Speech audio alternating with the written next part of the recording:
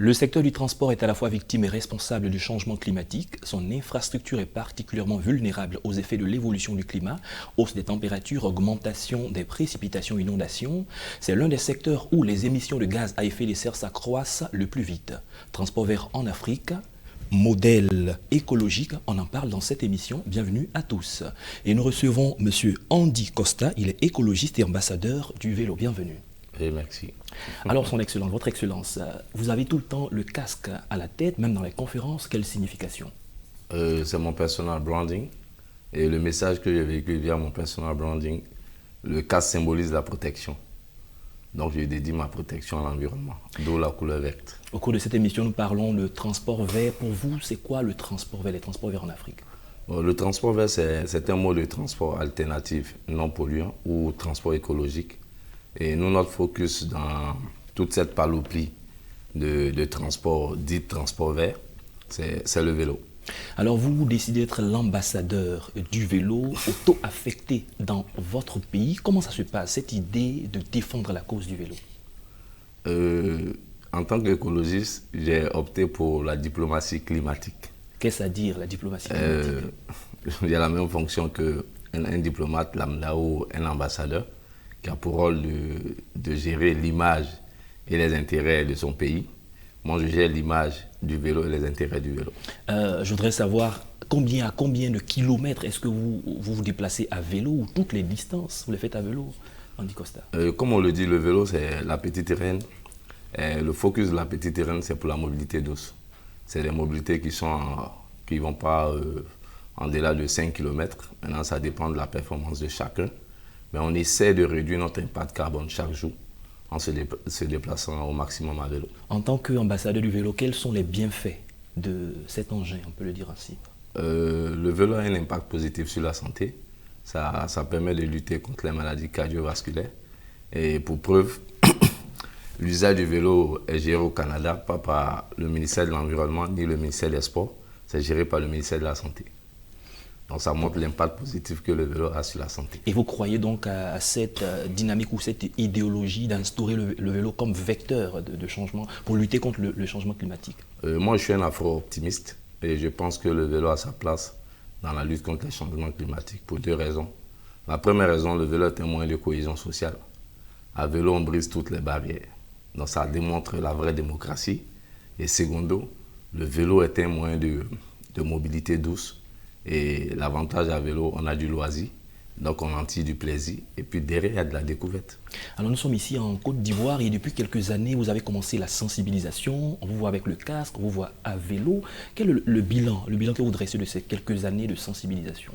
Bon, aujourd'hui, on peut dire qu'on est satisfait parce qu'il y a des messages qu'on n'attendait pas avant dans la stratégie de développement de nos pays africains. Et pour preuve, depuis hier, il y a un décret qui a été pris en Conseil des ministres pour la création de pistes cyclables. C'est des choses qu'on n'avait pas l'habitude de voir.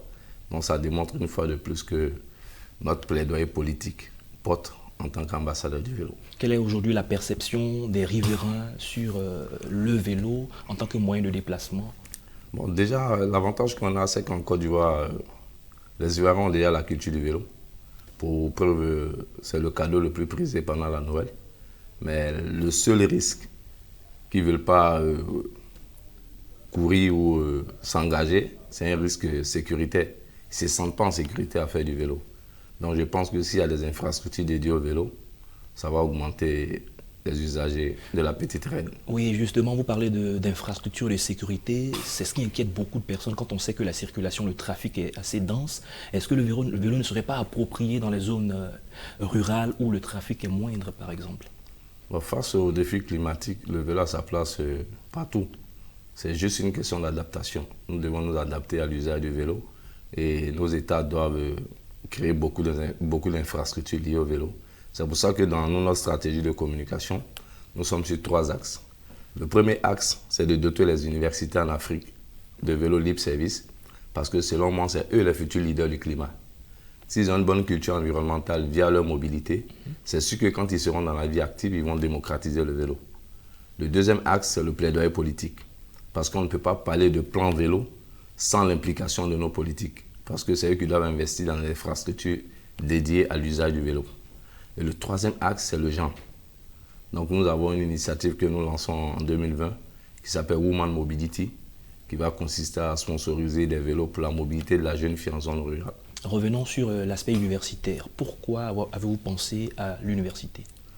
Parce que déjà, pour un projet pilote que nous lançons sur le continent africain, de doter les universités des vélos en libre service, je pense que c'est le cadre approprié parce que c'est des sachants. Donc si le message ne passe pas à l'université, c'est les indices qui sont clairs, quoi. Ça, c'est un.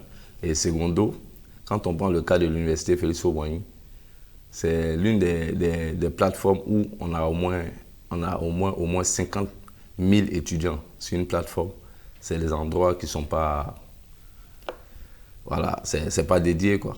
Voilà. Revenons au message que vous véhiculez. Est-ce que vous pensez qu'il faut privilégier le vélo, se passer des autres moyens de transport, ou il faut de plus en plus réduire les autres moyens de transport? Quand on sait aujourd'hui que tout le monde veut avoir un véhicule à lui. Non, nous, notre action, elle est claire. Le vélo doit être le moyen de transport alternatif. C'est-à-dire le vélo vient en complément au véhicule. Et la preuve, le véhicule n'est pas le problème. C'est l'usage du véhicule qui pose problème. Parce que quand on prend notre véhicule pour des petites distances, on pollue plus. Donc c'est conseillé d'aller à pied ou à vélo. Donc le vélo doit être le mode de transport alternatif. Et ça va s'imposer à nous. D'ici 2050, nous serons 2 milliards en Afrique. C'est aujourd'hui qu'il faut penser au transport alternatif. Parce que imaginez-vous l'impact social, environnemental et économique. Qu'est-ce qu'il faudrait de façon concrète pour la réalisation de ce projet? Vous avez parlé de l'aspect sécuritaire. Donc de façon concrète, qu'est-ce qu'il faudrait pour que ce projet-là vraiment voit le jour véritablement? Il faut une volonté politique. Parce que notre objectif, c'est de doter l'université Félix Houphouët-Boigny de 500 vélos, avec toute la technologie qui va avec, parce que c'est les vélos intelligents. Ça demande beaucoup de moyens. Donc je pense que l'État doit accompagner ce genre d'initiative, parce que c'est des projets d'utilité publique. Nous allons certainement terminer avec vos prochains défis en termes d'action concrète sur le terrain. Aujourd'hui, nous sommes à l'orée de la COP25 qui aura lieu à partir du 2 décembre au Chili. Donc l'initiative que nous lançons incessamment, c'est de mettre le gouvernement de Côte d'Ivoire à vélo, qui s'appelle le gouvernement à vélo pour le climat. Vous irez à vélo ou seulement avec votre casque? Toujours à vélo, c'est le focus. Donc vous partirez de la Côte d'Ivoire avec votre vélo, ou du moins là-bas, vous aurez, pour faire votre sensibilisation, je veux dire. Bon, comme je le disais tantôt, le vélo c'est pour la mobilité douce. Et comme le Chili serait en Amérique du Nord, c'est loin. Donc on pourra alterner. On ira en avion et on va faire tout notre séjour à vélo. D'accord. Pour réduire notre impact. La dernière question, on vous a vu dans les sensibilisations, vous avez associé un certain nombre de personnalités, de figures fortes à cette sensibilisation. Pourquoi ces choix, par exemple? Parce que déjà, le vélo n'a pas la même notion ici qu'ailleurs. Parce qu'en Afrique, faire du vélo, c'est dévalorisant. Donc on s'est dit, pour inciter la population à se lancer à cette initiative, il faut rebrander le vélo, il faut donner notre branding au vélo. Donc on a eu la chance, grâce à cette initiative noble et durable, d'être accompagné par les icônes comme Didier Drogba et le groupe Magic System, et aussi Samuel Eto'o, avec des ambassadeurs et des hommes politiques qui ont décidé d'associer leur image à cette initiative durable. Au-delà de l'aspect, on dira, publicitaire de ces figures emblématiques, est-ce qu'il y a des actions concrètes sur le terrain? Par exemple, je vais vous donner un exemple. Quand ils font l'interview à vélo avec nous, derrière, ils sponsorisent l'achat de vélos que nous allons donner en 2020 à des jeunes filles en zone rurale pour aller à l'école. Le projet s'appelle Woman Mobility. Merci, M. Andy Costa. Je rappelle que vous êtes écologiste et ambassadeur du vélo. Avec vous, nous avons parlé de transport vert en Afrique, modèle écologique. Nous avons eu du plaisir à vous recevoir. Bon vent à vous. Ouais. Merci, chers téléspectateurs, de nous avoir suivis. C'est la fin de cette émission. À très bientôt pour un autre numéro.